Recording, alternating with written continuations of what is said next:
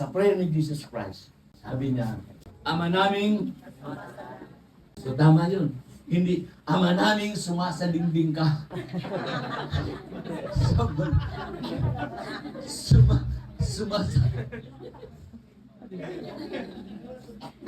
Yan ang ginagawa natin noon eh. Ako nung araw, kasi pag linggo nagsasideline pa ako pampuhunan ko ng pangsabong. Dadaan ako sa may Santo Domingo Church, malapit na kasi sa Banawi. Very proud na ako, bibila ko doon ng 5 pesos sa pagita. Lalapitan ko yung nakapako doon. Sabi ko, Lord, hinihiling kong mamaya manalo ang aking manukat. Alam niyo kung makasasagot yun? Angit ka ba? Ito na oh. Nakapako kamay ko, nakapako. Ang mga pako.